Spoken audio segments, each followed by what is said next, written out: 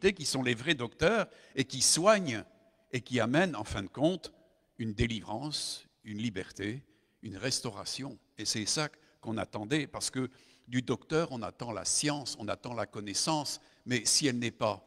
Et voyez-vous, nous savons que Jésus a pleuré sur les foules parce que justement, ils étaient comme des brebis sans berger. Ils étaient là, souffrant, étant dans des problèmes divers. Mais nous voyons que Jésus, ici, au travers de ce qu'il faisait, on lui a... Regardez, je reprends ici la question, au verset 32. Le soir, après le coucher du soleil, on lui amena tous les malades et les démoniaques. Et toute la ville était rassemblée devant sa porte, et il guérit beaucoup de gens qui avaient diverses maladies, et il chassa aussi beaucoup de démons, et ne permettait pas aux démons de parler, parce qu'ils le connaissaient. Les démons connaissent bien Jésus, mais en réalité, ils ne connaissent pas les docteurs de la loi.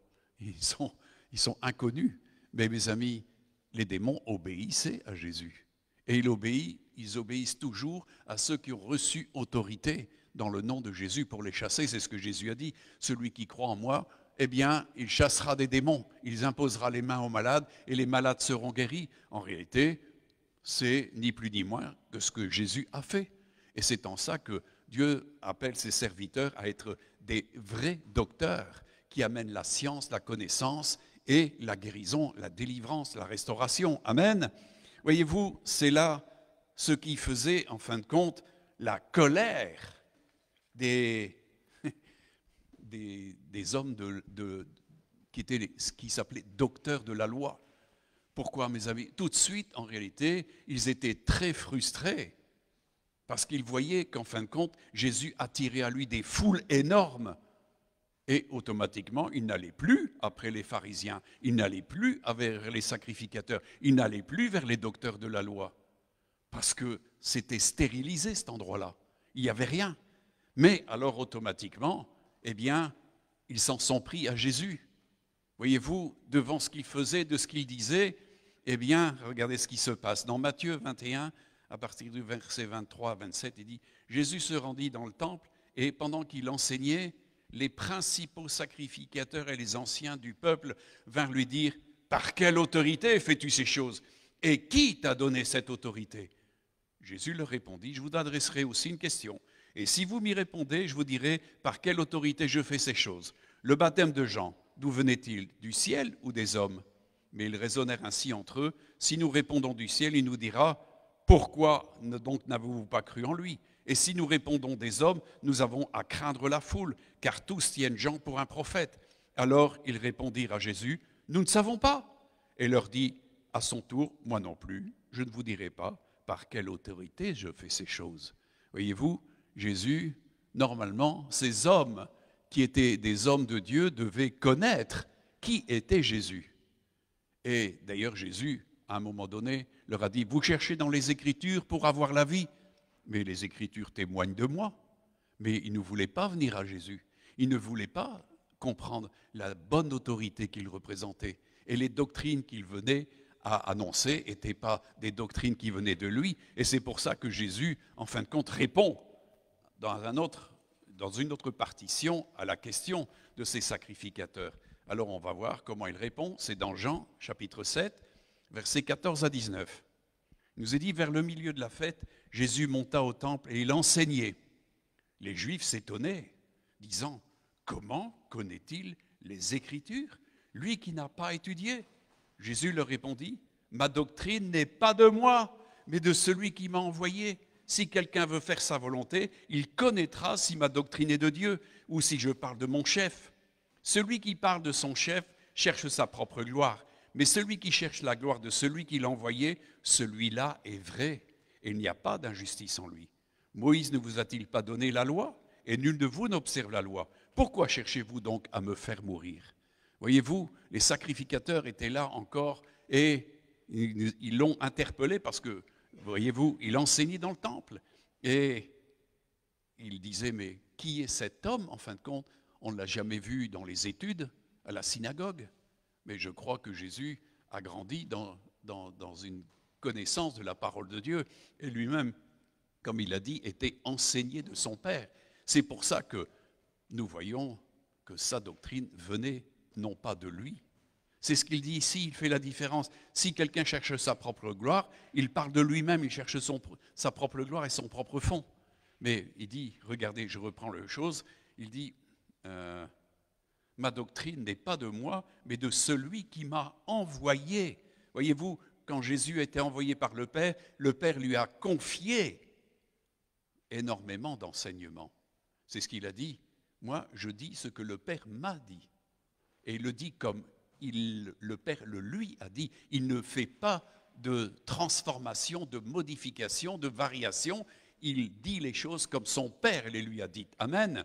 Ce qui est un gage de sécurité dans le fait d'apporter quelque chose. Parce qu'on se trouve maintenant avec des gens qui ont modifié la parole de Dieu, qui ont falsifié la parole de Dieu et qui lui ont fait dire ce qu'elle ne dit pas.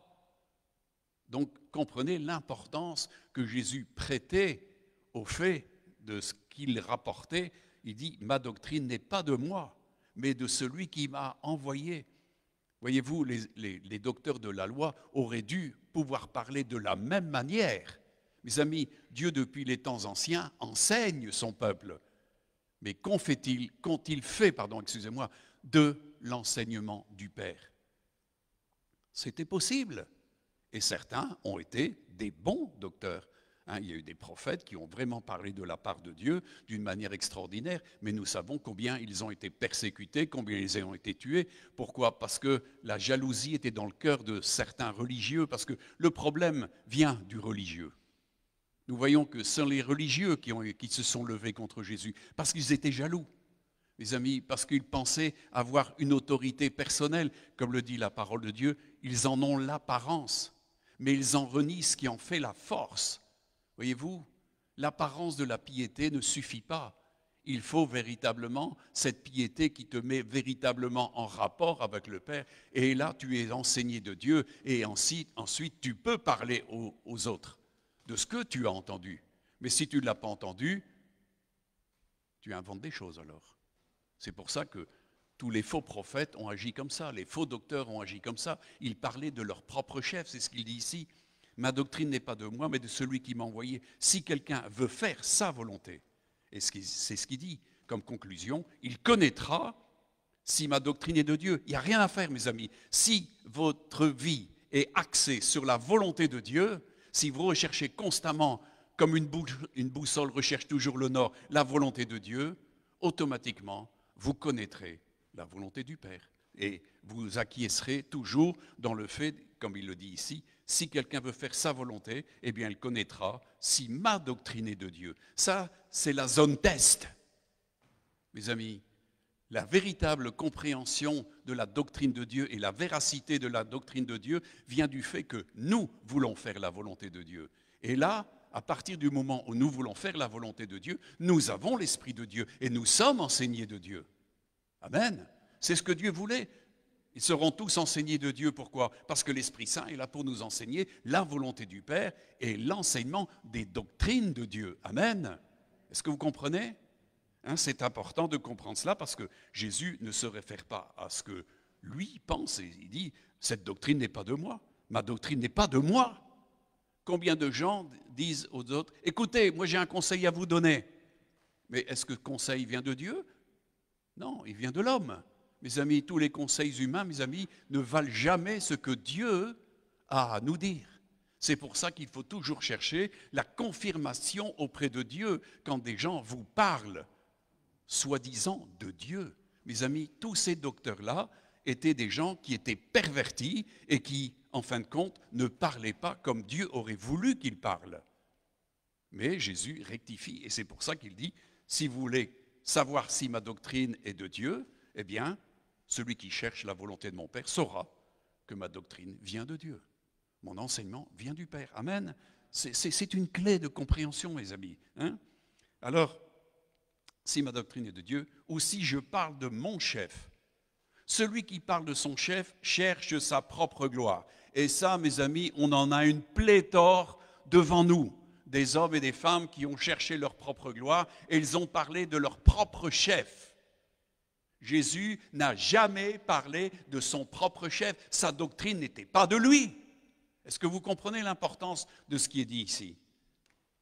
C'est ce qui a permis, en fin de compte, qu'il y a eu énormément de faux prophètes, de faux docteurs, de faux sacrificateurs, des gens qui étaient là et qui parlaient de leur propre chef, n'ayant aucune communion avec le Seigneur, et le Seigneur ne leur ayant jamais parlé. C'est ce qu'il a dit en certains cas. Dieu disait, je ne les ai pas appelés, je ne leur ai pas parlé, je ne les ai pas envoyés, et ce qu'il dit, c'est des mensonges.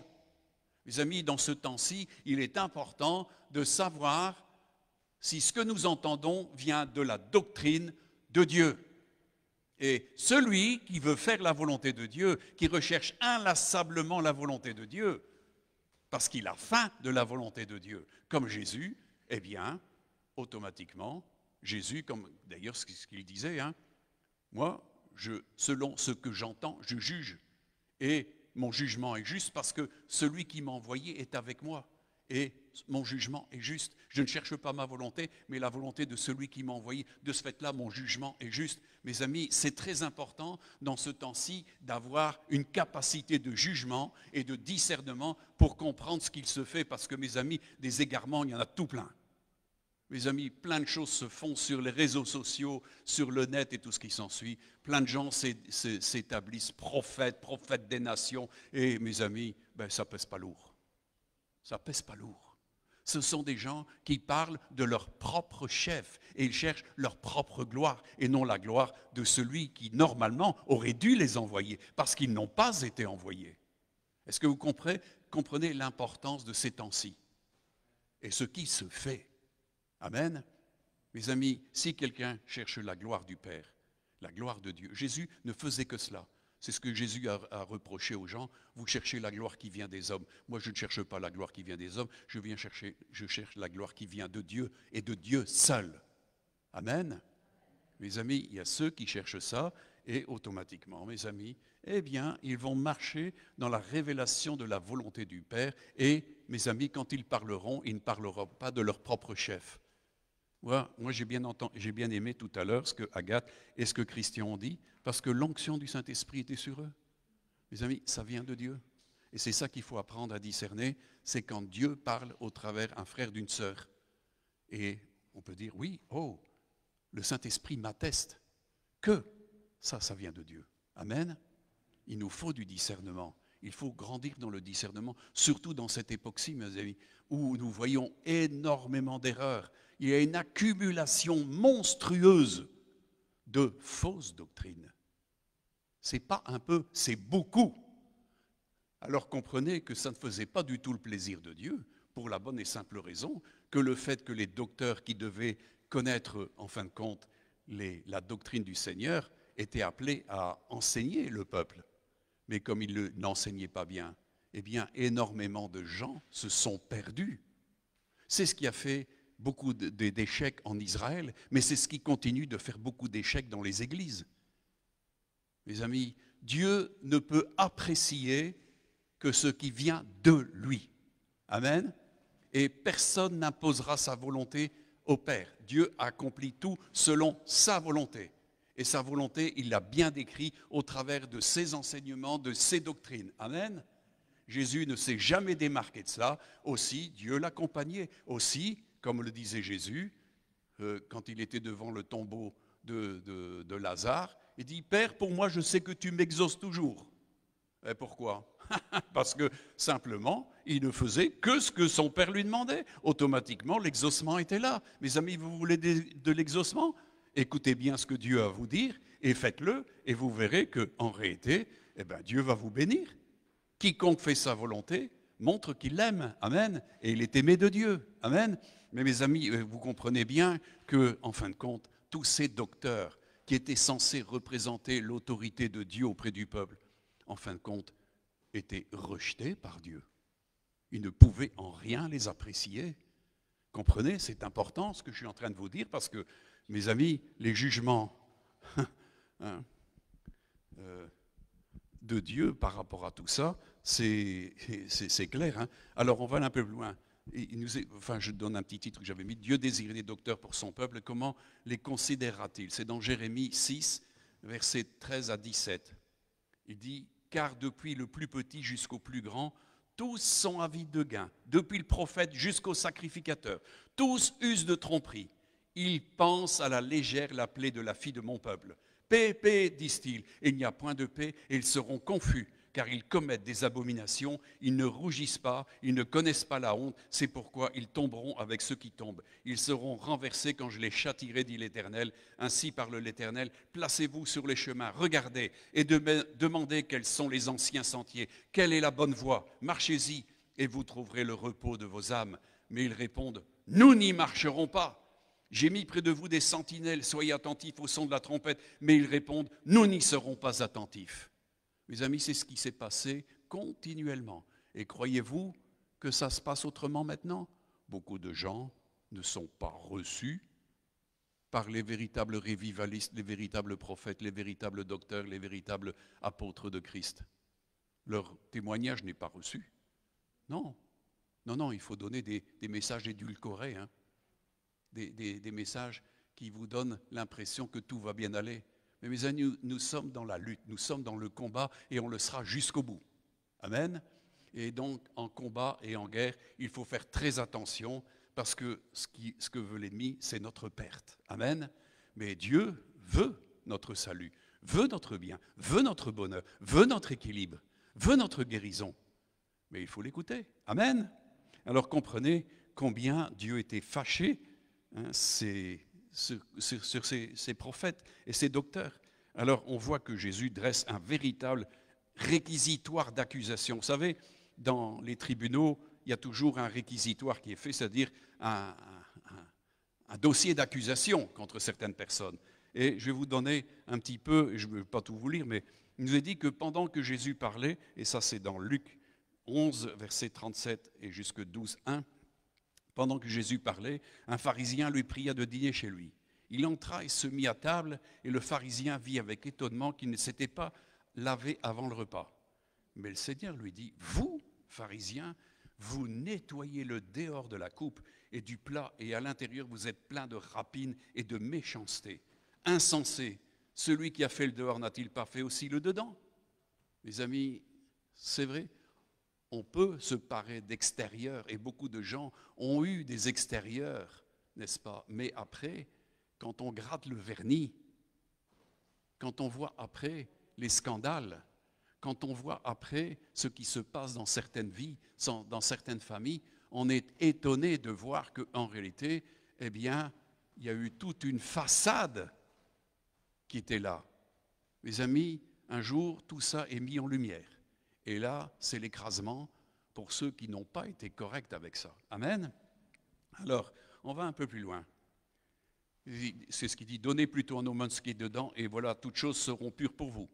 Et il dit au verset 42, mais malheur à vous, pharisiens, parce que vous payez la dîme de la menthe, de la rue, de toutes les herbes, et que vous négligez la justice et l'amour de Dieu. C'est là ce qu'il fallait pratiquer, sans omettre les autres choses.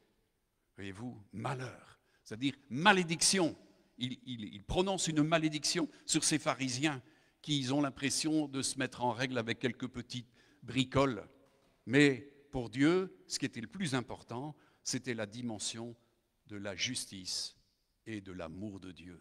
Mes amis, un docteur qui ne sait pas parler de la justice de Dieu et de l'amour de Dieu, excusez-moi, c'est un faux docteur, c'est un faux prophète, c'est un faux apôtre. Comprenez? Ce qui prime, comme Jésus l'a dit, c'est l'amour et la justice. On l'a vu, j'ai déjà prêché maintes et maintes fois, le royaume de Dieu consiste en justice. Et la justice découle de la vérité et la sainteté, mais aussi l'amour de Dieu, mes amis. L'esprit qui vient sur nous est l'esprit de vérité qui justement verse en nous l'amour de Dieu. Et mes amis, ces gens-là n'étaient pas abreuvés par l'esprit, le Saint-Esprit qui leur amenait l'amour de Dieu, la justice et la connaissance de Dieu. Automatiquement, ils ne savaient pas en faire état. Ils étaient complètement rejetés, et c'est pour ça que Jésus a dit « malheur ». Malheur à vous. Et c'est le malheur et la malédiction est toujours sur des gens qui pratiquent la chose de la même manière. Mais mes amis, c'est important de comprendre pour nous l'importance de la justice et de l'amour de Dieu. Dieu nous appelle à manifester l'amour. Amen.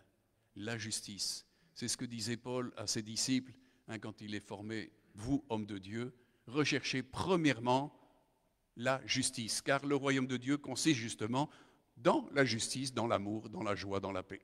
Amen. Ça, c'est l'apanage des véritables docteurs qui peuvent enseigner ça. Pourquoi? Parce qu'ils le vivent et parce qu'ils le pratiquent. Amen. Alors, on va un peu plus loin. Et encore une fois, malheur à vous, pharisiens, parce que vous aimez les premiers sièges dans les synagogues. Vous savez, on veut être le premier dans ces cas-là.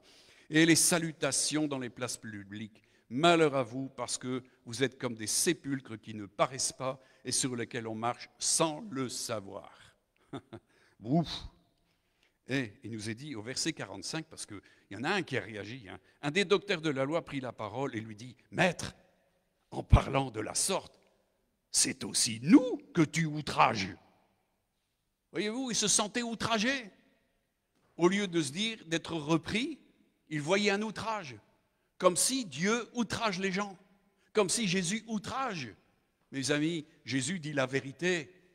C'est un réquisitoire contre eux. Ils ne se rendent pas compte que Dieu leur donne l'opportunité de changer d'attitude. Non, ils voient là un outrage. Quand le Saint-Esprit vous reprend, est-ce que vous voyez un outrage ou est-ce que ça vous conduit à la repentance? C'est la même chose. C'est la même chose. Dieu, il nous corrige parce qu'il nous aime. Dieu était là et en fin de compte, il voulait les corriger parce qu'il les aimait.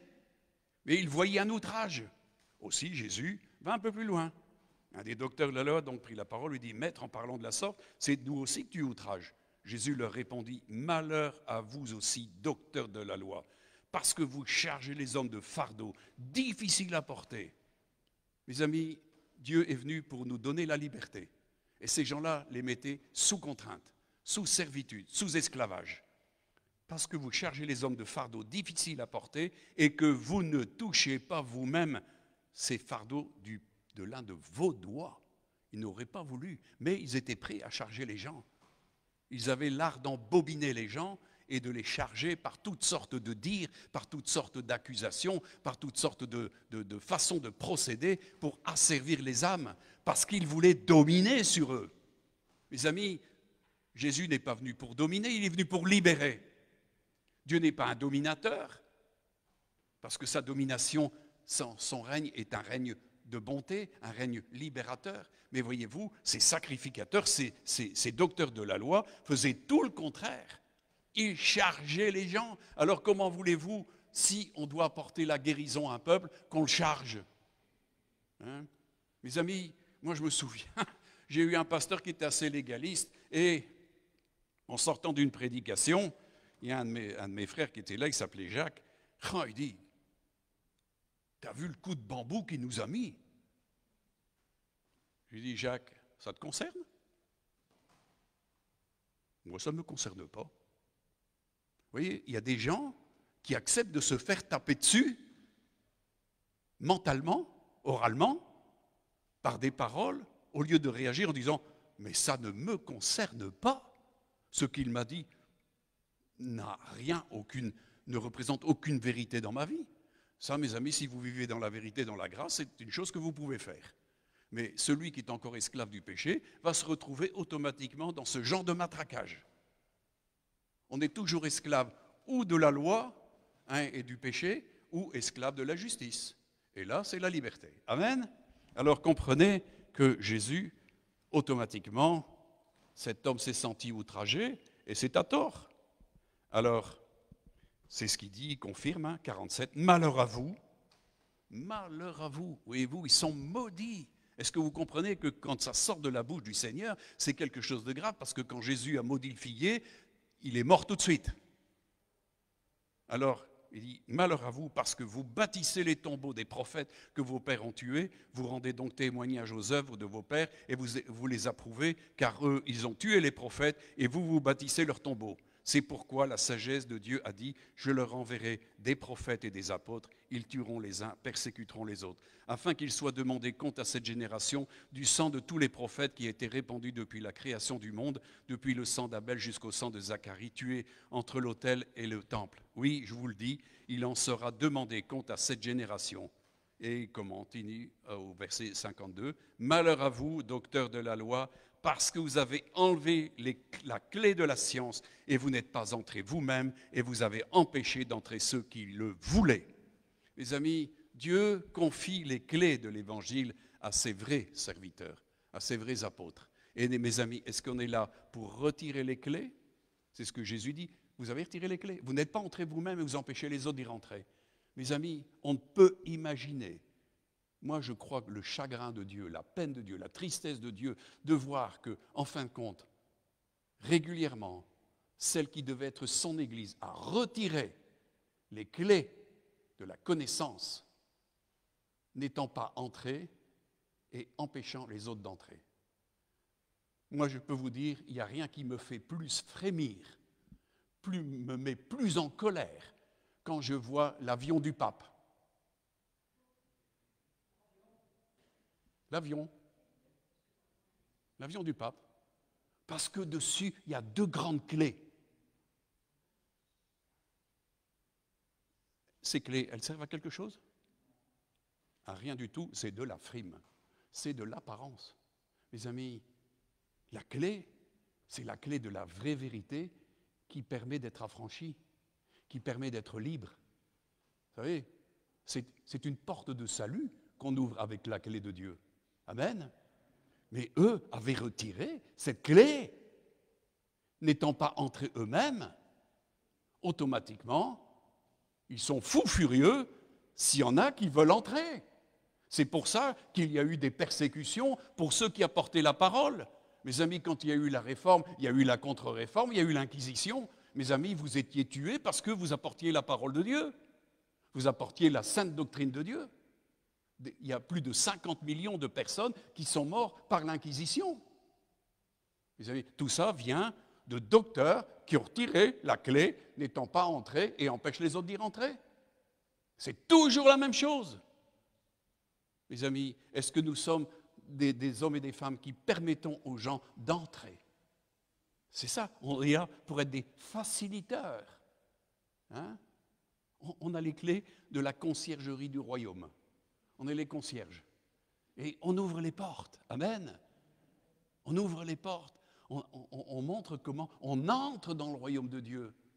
Amen. C'est ça un docteur. Il connaît Dieu, il a la science de Dieu, la connaissance de Dieu, il sait comment Dieu exerce, comment il voit les choses, comment il a projeté les choses, et il se met en action de permettre à d'autres d'y rentrer.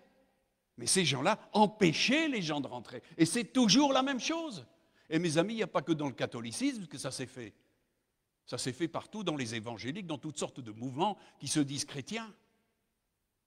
Parce qu'ils sont encore toujours sous des servitudes au lieu d'être des gens affranchis. Si on est affranchi, on peut amener les gens à connaître la liberté. Mais si vous n'êtes pas affranchi, si vous n'êtes pas libre, vous ne pouvez pas. Hein, vous êtes toujours un égaré. C'est ce que dit la parole de Dieu, de Paul. Il dit, promettant aux autres la liberté alors qu'eux-mêmes sont encore captifs. Ils promettent aux autres la liberté, mais eux-mêmes sont encore dans la servitude.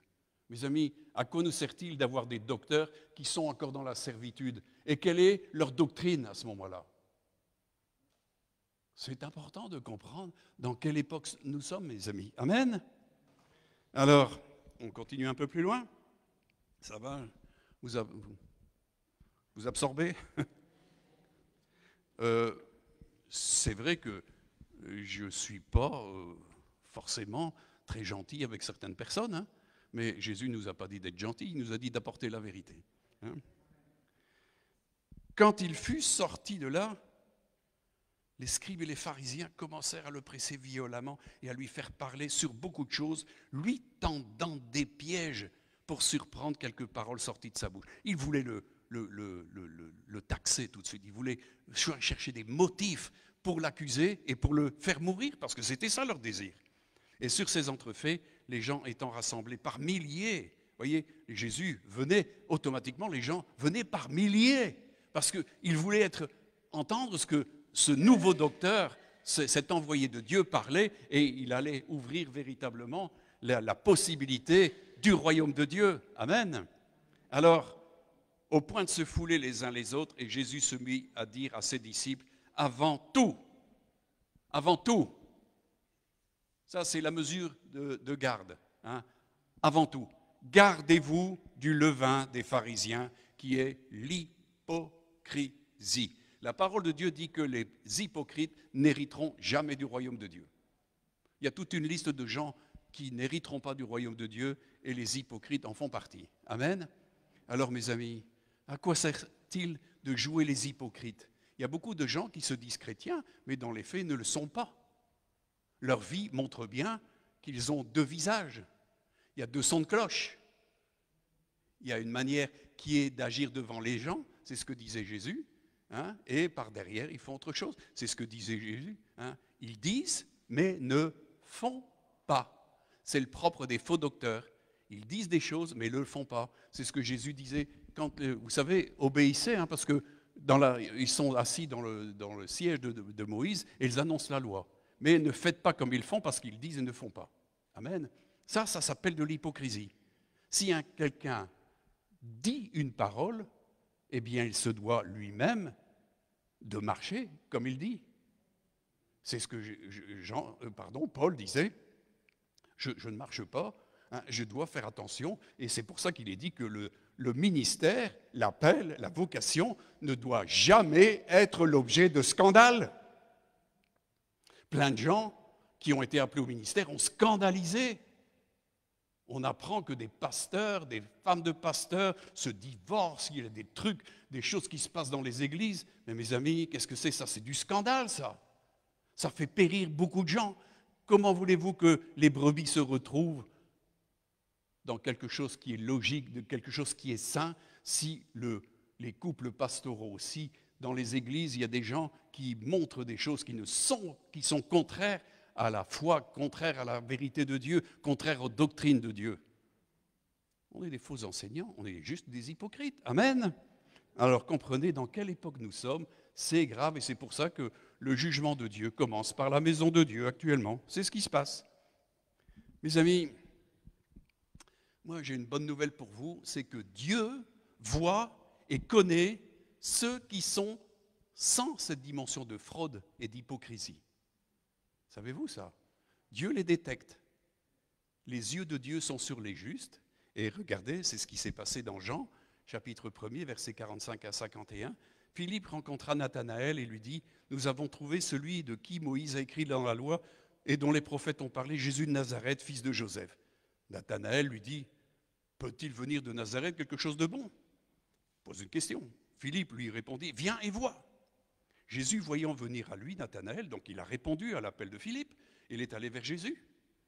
Et il lui dit, « Voici vraiment un Israélite dans lequel il n'y a pas de fraude, donc pas d'hypocrisie. » Et Nathanaël de répondre, « D'où me connais-tu » lui dit Nathanaël. Jésus lui répondit, « Avant que Philippe te t'appelât, quand tu étais sous le figuier, je t'ai vu. Je t'ai vu. » Dieu voit. Il voit les hypocrites et il voit aussi ceux qui ne sont pas hypocrites. Il voit ceux qui sont sans fraude. Amen. Dieu a les yeux sur les justes et c'est pour ça que les justes triomphent toujours. Parce qu'ils font toujours ce qui est agréable au Seigneur. Ils ne vivent pas selon des apparences pour tromper les autres. Les docteurs de la loi de son époque trompaient tout le monde. Ils trompaient. Mes amis, on est dans une époque de grande tromperie. Pas vrai? L'État nous trompe, les lois nous trompent, tout. Et on est dans un cataclysme, dans un chaos extraordinaire où on ne sait plus distinguer ce qui est vrai de ce qui est juste. Hein? On souffle le chaud, le froid, la vérité, tout. On est dans un monde absolument anarchique. Mais, mes amis, celui qui est fixé sur Dieu et qui connaît bien les doctrines de Dieu, parce qu'il a la science, il dit que tous les trésors de la science et de la connaissance sont dans l'amour de Christ. Celui qui est en Christ a ce type de science et de connaissance, parce qu'il a l'esprit de sagesse et de révélation avec lui, qui l'enseigne en tout temps. Amen. Aussi, mes amis, on voit que Jésus, eh bien, comment ça se fait que tout d'un coup, il a vu? Parce que je t'ai dit que je t'ai vu sous le figuier, tu crois? Je t'avais vu, je t'ai vu, Nathanaël. Et je savais qui tu étais. Mes amis, quand Jésus est passé à Jéricho, il y a plein de gens qui étaient là, il y a des milliers de gens qui étaient là. Tout le monde voulait voir Jésus. Mais à qui s'est-il adressé? À Zachée, parce que c'était le jour de la grâce pour Zachée. Dieu l'a interpellé parce que c'était vraisemblablement quelqu'un qui se morfondait au niveau de sa conscience au travers de tout ce qu'il faisait. Aussi, il fallait que le salut rentre dans sa vie, mes amis. Et ça, c'est important.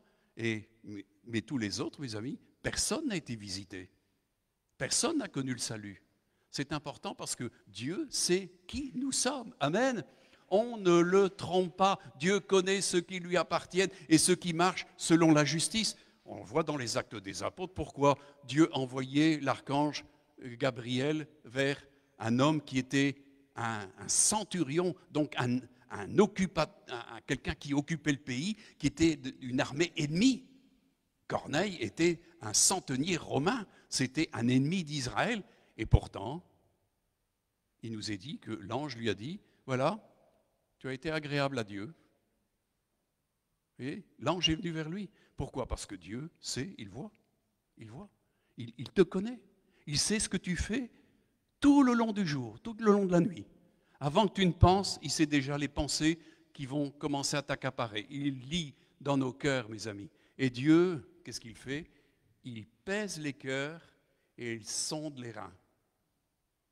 Est-ce que notre cœur est lourd des choses de Dieu? Parce que nous aimons les choses de Dieu. Vous savez, les reins, vous savez à quoi ça sert, les reins? Ça sert à filtrer. Nos reins, mes amis, filtrent 1 tonne de sang sur 24 heures. 1 mètre cube. Vous vous rendez compte? Pourquoi? Parce que c'est la capacité d'éliminer. C'est ce qu'on dit toujours dans les pubs de flotte. Buvez, éliminez. Buvez, éliminez. Celui qui ne boit pas ne va pas éliminer. Mes amis, on a besoin d'éliminer les toxines. Et c'est important que nous ayons des reins et un cœur spirituel. Parce que nos reins spirituels sont appelés à éliminer ce qui n'est pas de Dieu, ce qui n'est pas de la sainte doctrine, qui n'est pas des choses de Dieu. Amen. Si vous ne savez pas le faire, vous allez être intoxiqué. On va vous mettre en dialyse spirituelle. Vous avez déjà vu des gens en dialyse? Moi, je suis une fois allé à Saint-Luc, il y avait toute une rangée de gens qui étaient là avec des appareils et il y a des petits moteurs qui tournent. Et on les branche et leur sang est nettoyé. Pourquoi? Parce qu'ils sont en train de mourir avec toutes les toxines. Notre corps produit des toxines et il faut les éliminer. Mes amis, nous sommes dans un monde où il y a énormément de produits toxiques spirituellement. Toxiques, c'est vrai, sur le plan de la digestion, de l'alimentation, sur le plan de la respiration. La toxicité est remplie dans ce monde. Mais croyez bien que l'univers spirituel est encore beaucoup plus toxique. Et il faut être capable d'éliminer. C'est pour ça qu'on parle de boire. Jésus a dit que celui qui a soif, qu'il vienne à moi et qu'il boive. À qui tu bois? À qui tu bois? C'est important. Dieu a dit, mon peuple, Israël a commis contre moi un double péché. Pourquoi? Parce qu'ils m'ont abandonné et qu'ils se sont tournés pour creuser des citernes crevassées, moi qui suis un torrent jaillissant de vie. Un torrent, mes amis, l'eau claire, ça te permet de boire. Amen. C'est ce que Jésus a dit, que celui qui a soif, qu'il vienne à moi et qu'il boive. Mais à quelle source tu t'approvisionnes? Mes amis, si tu t'approvisionnes aux sources de ce monde, tu n'attends pas à être guéri par Dieu. Il faut aller au Seigneur. Il dit que celui qui a soif, qu'il vienne à moi et qu'il boive. Et des fleuves d'eau vie, de la vie vont jaillir de son sein. Amen. Et ça vient parce que tu aimes la parole de Dieu, tu aimes les doctrines du Seigneur. Amen. Elles sont privilégiées dans ta vie. Automatiquement, eh bien, il y a la guérison, il y a la délivrance, il y a la restauration, il y a l'affranchissement, il y a la régénération, il y a tout. Mais si tu ne viens pas à celui qui est la source, le monde ne vient pas à celui qui est la source. Ils vont vers des faux docteurs. Ils se nourrissent de choses qui sont toxiques. Amen. Vous savez, dans le monde, il y a des tas d'agences qui travaillent, l'AFCA et tout ce qui s'ensuit, travaillent pour la sécurité alimentaire, pas vrai? Mais il n'y a pas d'AFCA spirituel. Et il n'y a personne qui est mené en procès parce qu'on injecte dans les gens, pas seulement des picouses, mais des fausses informations. Mes amis, qui vous informe? Par qui êtes-vous enseigné? C'est pour ça que Dieu a dit qu'il se choisirait des docteurs et des pasteurs selon son cœur. Amen. Des vrais enseignants. Amen. C'est important. Amen. Alors, on comprend que Nathanaël a reçu les félicitations de Dieu. Amen. Alors, quelle est votre recherche et où se portent vos intérêts? Qu'est-ce que vous cherchez? Il y a des gens qui cherchent, du moment que j'ai du fric, ça va, j'ai de la santé, c'est bon. Et si je peux aller en vacances, c'est encore mieux. Amen. Paul dit à Timothée, dans 2 Timothée chapitre 4, versets 1 à 8, il dit « Je t'en conjure devant Dieu ». Vous voyez, Paul insiste, « Je t'en conjure ». C'est-à-dire, on voit le domaine d'insistance de l'apôtre envers son disciple. « Je t'en conjure devant Dieu et devant Jésus-Christ qui doit juger les vivants et les morts. Et au nom de son apparition et de son royaume, prêche la parole, insiste en toute occasion, favorable ou non, reprend, censure, exhorte avec toute douceur et en instruisant. Car, dit-il, il viendra un temps où les hommes ne supporteront pas la saine doctrine, mais ayant la démangeaison d'entendre des choses agréables, ils se donneront une foule de docteurs selon leurs propres désirs et détourneront l'oreille de la vérité et se tourneront vers les fables. Mais toi, sois sobre en toutes choses, supporte les souffrances, fais l'œuvre d'un évangéliste, remplis bien ton ministère, car pour moi je sers déjà de libation et le moment de mon départ approche. J'ai combattu le bon combat, j'ai achevé la course, j'ai gardé la foi. Désormais la couronne de justice m'est réservée, le Seigneur le juste me la donnera dans ce jour-là, non seulement à moi, mais encore à tous ceux qui auront aimé son avènement. Est-ce que vous aimez l'avènement du Seigneur? Est-ce que ça vous intéresse l'avènement du Seigneur? Et mes amis, il y a le préalable, il y a toute une dimension qu'il faut absolument remplir. Et c'est là où, comme Jésus l'a dit, allez, faites des disciples et enseignez-leur tout ce que moi je vous ai prescrit. Et on a vu qu'il y a eu des formateurs de disciples. Et moi, je peux vous dire que depuis 46 ans, j'en ai entendu de toutes sortes de couleurs. Des pires et des meilleurs. Mes amis, c'est terrible. C'est terrible. Alors, croyez bien que quand Paul dit que les gens, il viendra un temps, mais ce temps est venu très rapidement. Dans l'Église, c'est venu très rapidement. Vous comprenez bien que s'il y avait quelqu'un qui devait détruire la bonne foi, les saintes doctrines, c'était Satan. Et il fallait introduire dans l'Église des faux docteurs, des faux prophètes, des faux pasteurs, des faux apôtres qui allaient enseigner des choses. Et alors, voyez-vous, il nous est dit qu'ils ont la démangeaison d'entendre des choses agréables. Et ils se donneront une foule de docteurs selon leurs propres désirs, détourneront l'oreille de la vérité et se tourneront vers des fables. Et on voit ça. Il y a plein de gens. Ah, dis-moi des choses agréables. Lui, il ne me dit rien de bien. Mais justement, j'ai écouté le prophète Pierre Offey et il dit, vous savez, moi je ne passe pas pour être un prophète qui annonce beaucoup de choses. Mais d'ailleurs, les gens ne viennent pas beaucoup vers moi et dans les salles, on ne me demande pas beaucoup. Pour la bonne et simple raison qu'il dit la vérité. Mes amis, la vérité, peu de gens aiment la vérité. Pourtant, c'est la vérité qui nous affranchit. C'est en ça qu'on peut être un véritable disciple. Un disciple aime la vérité. Mais comme il est dit ici, ces gens-là veulent trouver des docteurs selon leurs propres désirs. C'est quoi tes désirs? Qu'est-ce que tu désires? Qu'est-ce que tu voudrais qu'on te dise? Mes amis, Dieu ne flatte jamais ses enfants. Il leur dit la vérité. Et il leur montre son programme. Il leur donne un esprit de sagesse et de révélation dans toute sa connaissance. Il leur parle de leur vocation, de leur destinée, des œuvres et tout ce qui s'ensuit. Mes amis, si ça vous intéresse, vous êtes dans le cadre d'une bonne révélation. Et là, le Saint-Esprit va pouvoir vous dire, parce que vous entrez dans l'option, véritablement, d'un disciple qui veut marcher comme son maître. Amen. C'est aussi simple que ça, mes amis. C'est ce que Jésus a dit. Si quelqu'un veut faire de la volonté de mon Père, eh bien, il reconnaîtra tout de suite que ma doctrine n'est pas de moi, elle n'est pas de mon chef, mais elle est de celui qui m'a envoyé. On retombe toujours là-dessus, mes amis. Il y a authentification. Amen. Et c'est important que nous soyons capables, par nous-mêmes, de discerner, parce qu'on est dans un temps de confusion extrême. Celui qui n'a pas un esprit de discernement et qui ne connaît pas la parole de justice, croyez-moi, j'ai du mal à le voir s'en sortir. C'est pour ça que Jésus a dit, veillez, priez, discernez et tenez-vous dans la prière avec vos frères et vos sœurs pour avoir de la force de résister et d'être debout. Et je crois que c'est vrai, mes amis. L'Église, elle est un corps, on l'a vu la semaine passée, encore on l'a vu encore lundi, c'est un corps qui se réunit parce que le corps a besoin de se réunir.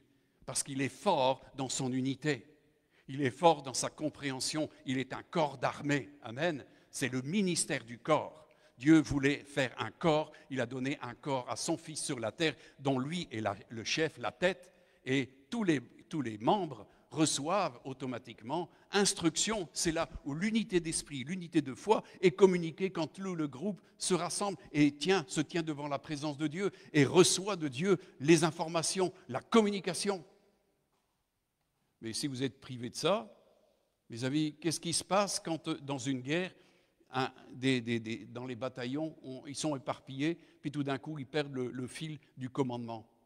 L'ennemi peut les tuer quand il veut, puisqu'ils n'ont plus les directives de l'état-major. Nous avons besoin d'être avec l'état-major. Et l'état-major, c'est le Seigneur. Et le Seigneur, c'est le chef et la tête du corps. Comprenez? L'important, c'est d'être un. Parce que l'unité de l'esprit, l'unité de foi, l'unité de vision, l'unité de volonté, l'unité d'action se libère quand le corps est un. C'est ce que Jésus a dit. Que tous soient un comme moi et toi, Père, nous sommes un. Amen. Et ça, c'est important, mais l'ennemi ne veut pas ça. Pourtant, ça, c'est une doctrine de Jésus. C'est une doctrine essentielle de Jésus. Amen. Mes amis, c'est une vraie catastrophe. Plein d'églises sont en train de disparaître. Pourquoi? Des faux docteurs sont entrés là-dedans et ont flatté des gens. En fin de compte, mes amis, est-ce qu'on peut bâtir quelque chose dans la flatterie? Est-ce que vous croyez qu'on peut bâtir quelque chose dans la flatterie? Vous connaissez la fable du renard et du corbeau? Vous savez ce que le corbeau lui a dit au renard? Sachez, mon bon monsieur, que tout flatteur vit aux dépens de celui qui l'écoute. Qui écoutez-vous? Des flatteries? Vous écoutez les flatteries? N'écoutez pas des flatteries. Le Seigneur ne va jamais vous flatter. Il va vous dire la vérité comme il l'a dit à Nathanaël. Voilà, ça c'est un homme en qui il n'y a pas de fraude. Mais parce qu'il n'y en a pas, les autres n'ont pas reçu ce compliment. C'est lui seul qui l'a eu. Il est entré dans cette capacité où Dieu peut approuver vraiment son attitude et son cœur. Dieu pèse les cœurs et sonde les reins. Et il était pesé, sondé. Alors, est-ce que vous êtes léger ou est-ce que vous êtes lourd? On a vu avec le prophète Daniel, il y a un roi, il y a enfin non, c'est pas Assuérus, il y a le fils de Nebuchadnezzar, il était pesé, il était trouvé léger, et il a été condamné, et le jour même, il est mort. Les amis, ceux qui sont trouvés légers font pas une longue vie, mais ceux en qui Dieu demeure et la vérité demeure, l'ennemi ne fait pas ce qu'il veut avec. Amen. Les vrais disciples, les gens qui ne fraudent pas, quand on amène un juste en jugement, ils triomphent. Il est appelé à triompher. Amen. Mais il est en adéquation avec les doctrines de Dieu. Toutes les doctrines, parce qu'il y en a beaucoup. Je ne fais que survoler ici un petit peu parce qu'on devrait creuser, et on aura l'occasion de creuser un peu tout ce que veut dire doctrine. C'est tout l'enseignement de Dieu en réalité. C'est un enseignement qui est confié à des docteurs pour apporter la science et la connaissance de façon à ce qu'il y ait de la santé parmi le peuple, de la liberté dans le peuple. Amen. C'est à ça que sert un docteur. Amen. OK? Alors, conseil de Paul à son disciple Timothée.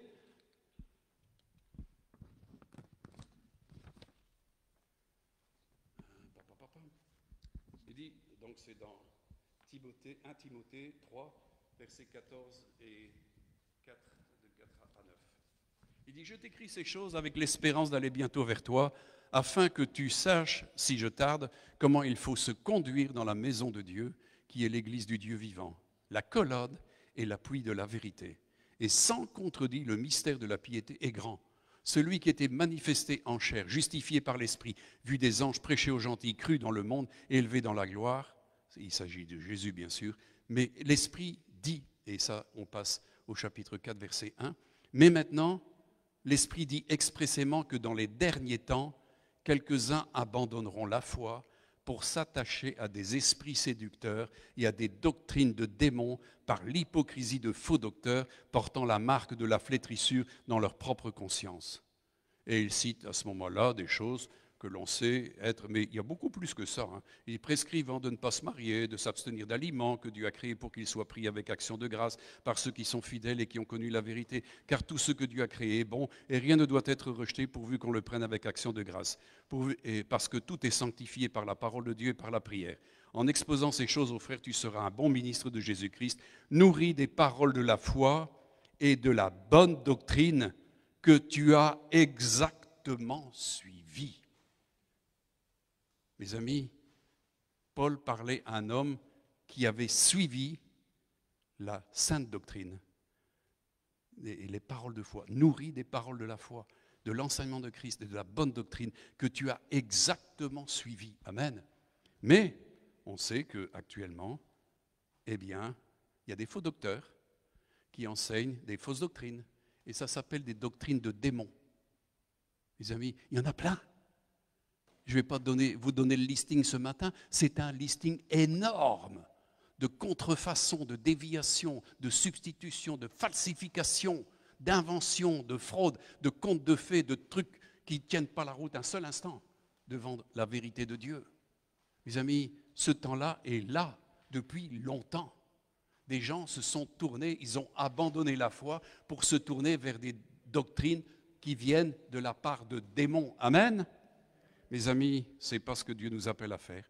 Il dit, en exposant ces choses aux frères, tu seras un bon ministre de Jésus-Christ, nourri des paroles de la foi et de la bonne doctrine que tu as exactement suivie. Repousse les contes profanes et absurdes. Il y a plein de contes profanes. Mes amis, vous croyez à l'Assomption de la Vierge Marie ? Elle serait, paraît-il, montée avec sa maison au ciel. Mes amis, il n'y a personne qui est monté au ciel. Tous les morts sont dans le séjour des morts et elle attend son tour aussi quand Jésus, son Fils, viendra. Amen. Mes amis, est-il normal que des gens reçoivent une rétribution quand ils meurent, alors que Jésus a dit qu'il viendrait et qu'il donnerait sa rétribution quand lui viendrait à la fin? La rétribution n'est pas encore venue. Pourquoi? Parce qu'ils sont tous dans le séjour des morts. Ceux qui sont morts en Christ se reposent simplement de leurs œuvres et bientôt, ils vont avoir la rétribution. Et Marie y compris. Mais elle n'est jamais montée au ciel. Personne n'est monté aux cieux. Amen. Tous sont dans le séjour des morts. C'est une fausse doctrine. C'est une doctrine de démons, purgatoire, limbe et tout le pataquès là. Tout ça, ce sont des fausses doctrines. Et bien plus, le salut par les œuvres, le salut par toutes sortes de choses. Il n'y a qu'un seul salut, c'est par la grâce, par le moyen de la foi, au travers de l'œuvre de Christ. Amen. Donc tout le reste est totalement exclu et constitue des fausses doctrines. Mes amis, on le voit que c'est très important tout cela. Alors, que faisons-nous avec tout ça? Et il faut savoir dire, non, ça, ce que tu parles, c'est un faux docteur. Moi, j'ai dû reprendre des gens en disant, mon ami, tu dis des fausses doctrines. Tu donnes des faux enseignements. Comprenez qu'on se doit, puisque l'Église est l'appui et la colonne de la vérité dans l'Église, on se doit de parler selon la vérité qui vient de Dieu et pas venir ici apporter des fables. Moi, il y a des gens qui sont venus ici et j'ai dit c'est fini, il ne mettra plus jamais les pieds ici. Parce que ce qu'il a dit ou ce que d'autres ont dit n'est pas conforme à la sainte vérité, à la sainte doctrine. Comprenez l'importance de ça?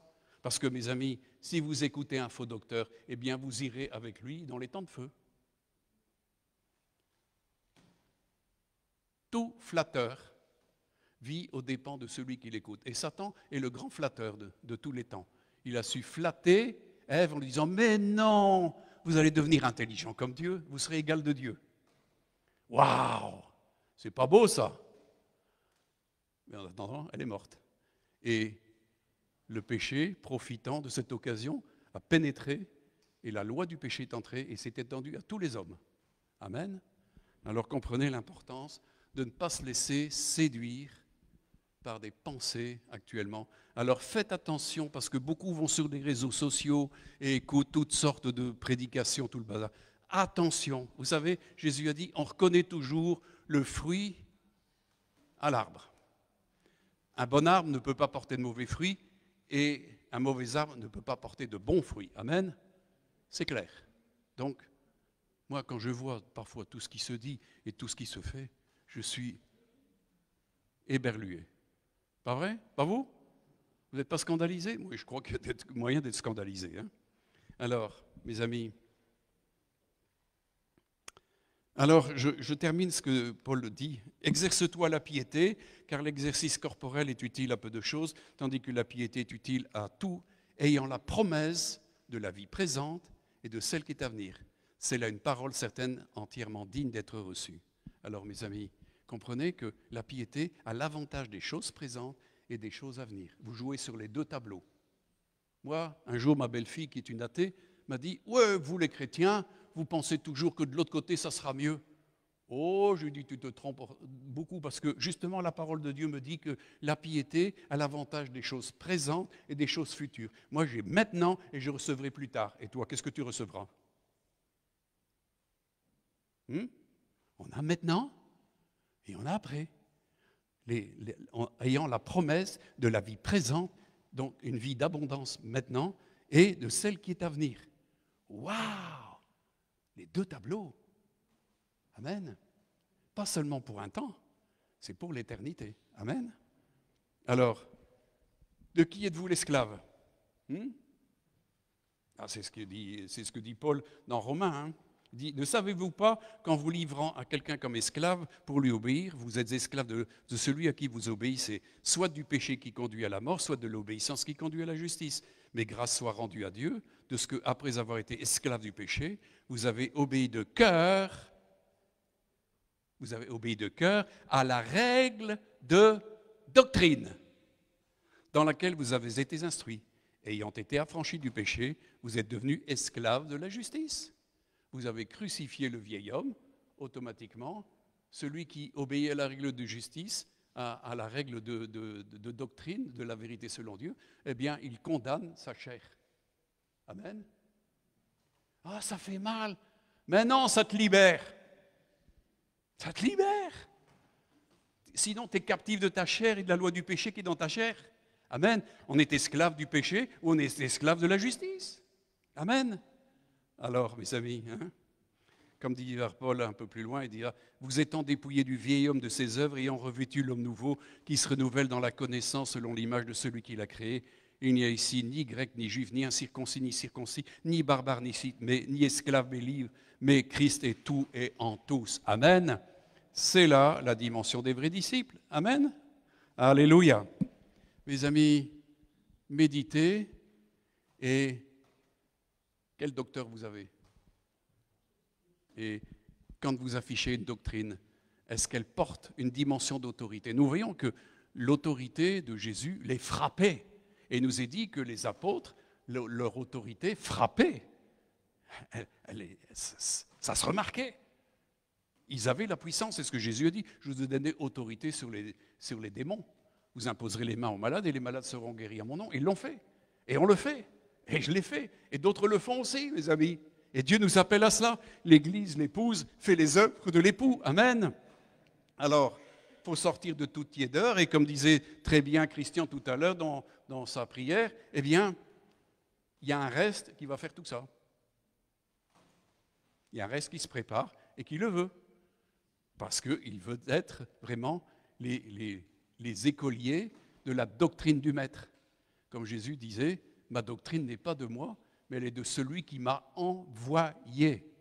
Et celui qui veut faire sa volonté saura automatiquement que cette doctrine n'est pas de moi, mais vient de celui qui m'a envoyé. Amen. Je ne parle pas de mon propre chef. Et personne ne peut parler de son propre chef. Est-ce que je peux parler de mon propre chef? Mes amis, si je vous enseigne autre chose que l'Évangile, dites-moi anathème, dira Paul. L'important, c'est de se recentrer sur l'Évangile, sur la doctrine de Christ. Amen. Ça, c'est salvateur. Ça sauve. Ça permet de transformation. Ça nous permet d'entrer dans la gloire. Amen. Alléluia. Bien, je vais arrêter aujourd'hui, parce que c'est déjà tard. Et on va prendre la Sainte Seine ensemble. Alors, mes amis,